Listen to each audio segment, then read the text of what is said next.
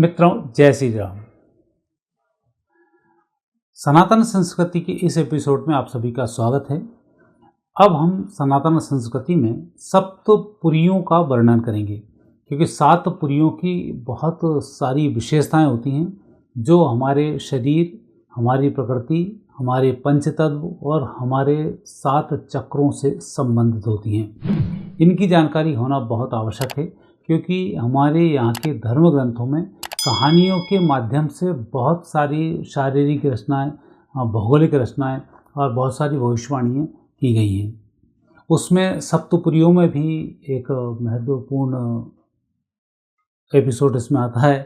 तो यह यूँ कहें कि इन सप्तपुरियों के माध्यम से व्यक्ति के शरीर में होने वाले परिवर्तन और आप कैसे अपने शरीर में परिवर्तन सत्व, रज और तम गुणों को प्राप्त कर सकते हैं, उन सबका यहाँ पर वर्णन आता है। मित्रों, प्रोग्राम आप पूरा देखना, क्योंकि कई लोगों के प्रश्न जब आते हैं इसके नीचे तो उसके उत्तर उसी प्रोग्राम में होते हैं। थोड़ा सा प्रोग्राम देखकर आप प्रश्न डाल देते हैं, और चूँकि इतने ज़्यादा बात भी हम नहीं कर सकते हैं, समय कम होता है, तो उतनी हम आपसे बात यहाँ पर कर पाते हैं। और बाकी लोगों के जवाब हम प्रश्नों के माध्यम से, जो आप हमसे कमेंट्स बॉक्स में कमेंट्स डालते हैं, उनके माध्यम से हम आपको जवाब देते हैं। अब हम देर न करते हुए सीधे चलते हैं सप्तपुरियों की ओर। सप्तपुरियों का जो विशेष मंत्र है वो मंत्र इस प्रकार है: अयोध्या, मथुरा, माया, काशी, कांची तो अवंतिका, पुरी, द्वारिकावती चैव सप्तैते मोक्षदायिका। ये जो 7 पुरियां हैं, इनका प्रतिदिन व्यक्ति को चिंतन करना चाहिए, और विशेषकर ध्यान करने से पहले, ध्यान करने से पूर्व इनका चिंतन करने से हमारे 7 चक्र जागृत होते हैं। और हम बात करते हैं कि इन 7 जो पुरियां हैं, इनमें सबसे पहला नाम अयोध्या का ही क्यों आता है। सत्व, रज और तम 3 प्रकार की व्यक्ति की प्रकृति होती है। सत्व गुण की बात करें तो यहाँ पर 3 पुरियां विशेष रूप से आती हैं। अयोध्यापुरी सबसे पहली है, जहाँ भगवान राम का जन्म हुआ था। दूसरा मथुरा है, जहाँ भगवान कृष्ण का जन्म हुआ था। तीसरा द्वारिका है, यहाँ भगवान कृष्ण का राज वैभव प्राप्त हुआ था, लेकिन सत्व गुण के साथ में। तो 3 जो पुरियां हैं ये सत्व गुण की पुरियां हैं, और 3 जो पुरियां हैं वो रजस की पुरियां हैं, जो आपको रजोगुण प्रदान करती हैं, साथ ही आपकी अभिलाषाओं को, जो भौतिक अभिलाषाएं हैं, उनको भी पूर्ण करती हैं, और आपको अन्य सुख सुविधाएं भी उपलब्ध कराती हैं। उन 3 पुरियों में आती हैं अवंतिका आती हैं, काशी उसमें सबसे पहले आती है, अवंतिका दूसरे नंबर पर आती है, और तीसरा नंबर पर आती है कांची, जो साउथ में यह क्षेत्र है। और ये जो कांची साउथ का क्षेत्र है, ये क्षेत्र आपके मूलाधार को प्रतिनिधित्व करता है। यही कारण है कि विवेकानंद रॉक पर जो साधना की है, उस साधना के बाद ही इस देश का मूलाधार जागृत हुआ, और इस देश की धन संपदा में वृद्धि हुई, और हमने मुगलों और अंग्रेजों पर विजयश्री की प्राप्ति पूर्ण रूप से कर डाली। तो ये जो 3 नगरी हैं, ये रजस प्रधान नगरी हैं, जो हमें भौतिक अभिलाषाओं को पूर्ण करने वाली हैं। अब इसके बाद आती है मोक्ष की नगरी। मोक्ष की नगरी है माया नगरी, जिसे कहते हैं। ये तमस की भी है, ये सत्व की भी है, और रजस की भी है, इसलिए इसको माया कहा जाता है। जैसी रही भावना जिसकी, तो वो स्थिति यहाँ पर क्लियर होती है कि आप हरिद्वार में जिस भावना से जाएंगे, आप मोक्ष की भावना से जाएंगे, तो वो आपके हरि का द्वार है, वो आपको मोक्ष प्रदान करा देगा। भोग विलास की अभिलाषा से जाएंगे, तो ये हरिद्वार की नगरी आपको कुंभ के माध्यम से भोग विलास की ओर आगे बढ़ाती है।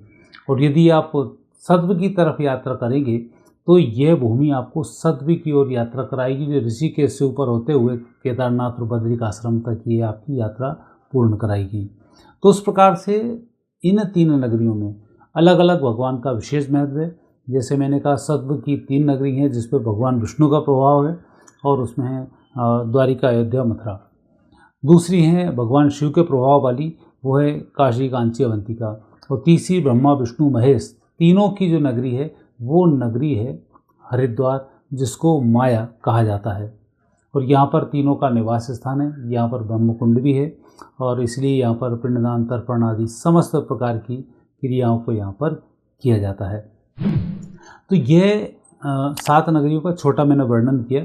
अब हम बात करते हैं प्रॉपर अयोध्या नगरी की, क्योंकि यह अयोध्यापुरी सर्वप्रथमपुरी है और अयोध्या का गहरा संबंध हमारे हृदय से होता है, हमारी मानवता से होता है। साथ ही हमारे यहाँ जिस प्रकार से भगवान राम की उत्पत्ति हुई, मर्यादाओं की उन्होंने स्थापना की, उन सब बातों का यहाँ पर विशेष महत्व हो जाता है। तो अयोध्या पुरी के अंदर जिस प्रकार से 7 पुरियाँ यहाँ पर कही गई हैं, उसी प्रकार से अयोध्या के अंदर 7 कुंड हैं, साथ ही वहाँ पर घाट हैं जिनकी अपनी अपनी बहुत सारी विशेषताएं हैं।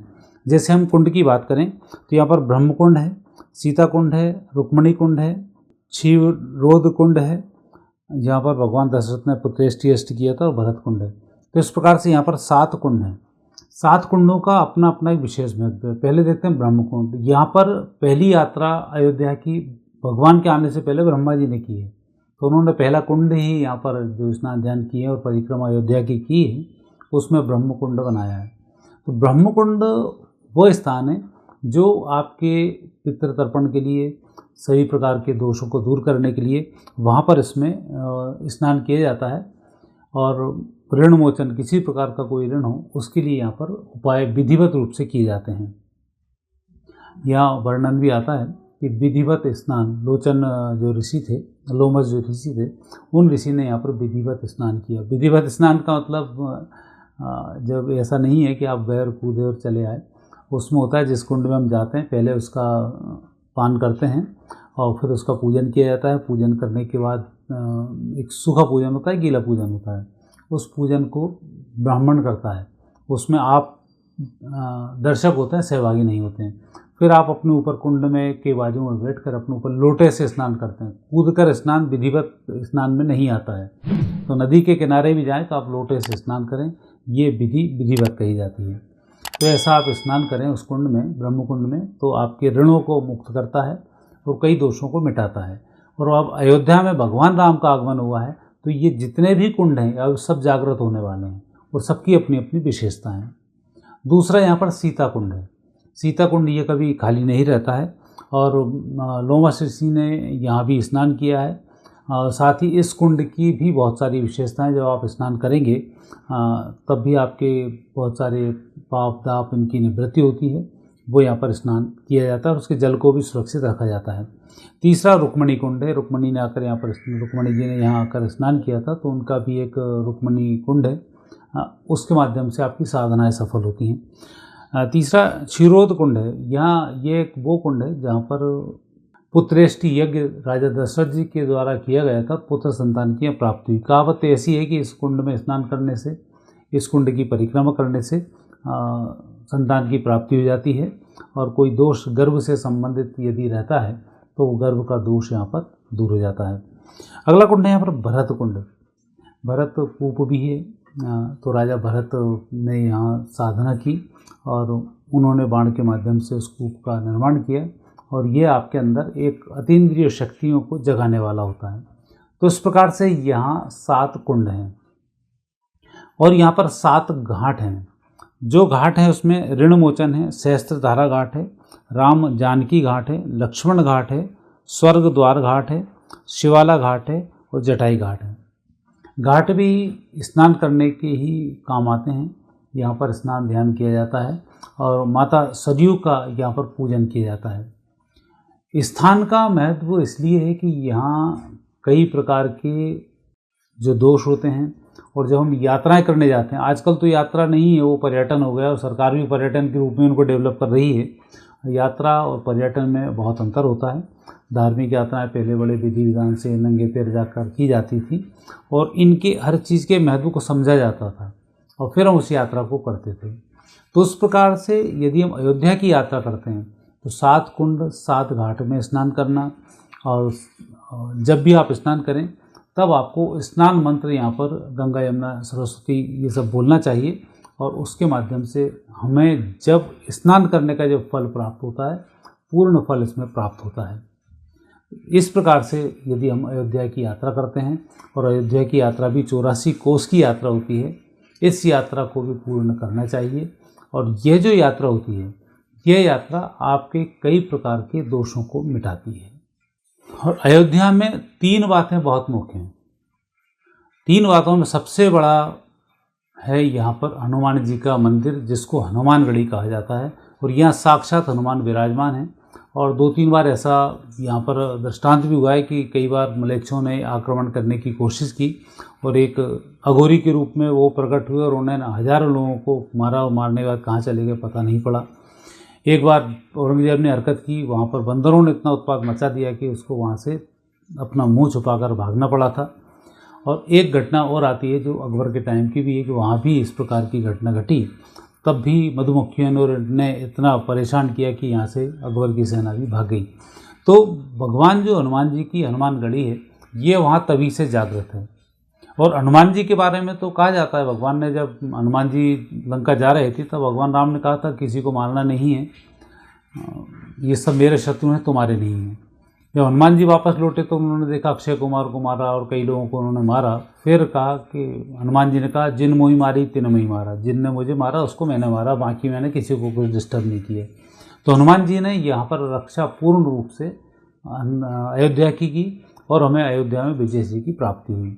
और दूसरा अयोध्या में बहुत ही महत्वपूर्ण स्थान है, वो है भरत जी का विशेष स्थान है, जिसको नंदीग्राम जिसको कहा जाता है।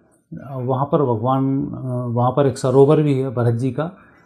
हर व्यक्ति को भौतिक अभिलाषाओं की पूर्ति के लिए उस स्थान पर जाना चाहिए जहाँ राजा भरत ने तपस्या की है, और उस सरोवर में स्नान करना चाहिए। ये अपने आप में एक बड़ी अयोध्या है जो आपके अंदर शक्ति का संचार करती है, आपकी बेरोजगारी को दूर करती है और आपके घर में आए हुए कलुषित को समाप्त कर पारिवारिक जीवन को सुखमय बनाती है।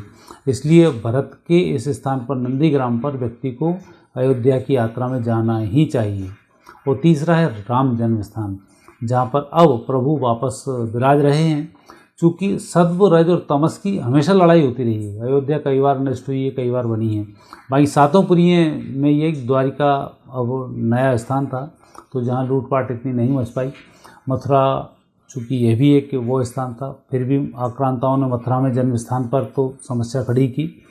इसलिए इस स्थान का बहुत ही महत्व बन जाता है जहाँ भगवान राम का जन्म हुआ है। अब वापस सत्व की स्थापना फिर हो रही है। जैसा मैं वीडियो में बताता हूँ कि अब आपका कलयुग समाप्त होकर सतयुग प्रारंभ हो रहा है और राम सत्य से संबंधित हैं, इसलिए सत्य उनके लिए पूर्ण है और आने वाले समय में अब सत्य का ही बोलबाला होने वाला है। और यही है अयोध्या का विशेष महात्म्य। इसकी फिर कभी विस्तृत में आपसे चर्चा करूंगा कि इन स्थानों पे क्या मंत्र होते हैं, कैसा होता है, क्योंकि इस स्थान का भी एक अपना महत्व है और हर ऋतुओं में जाने का इसका विशेष महत्व है। अयोध्या का विशेष महत्व है ग्रीष्म ऋतु में और कार्तिक के महीने में अयोध्या की आप यात्रा करेंगे, आपकी यात्रा पूर्ण रूप से सफल होगी, उत्तम फलों की आपको प्राप्ति होगी।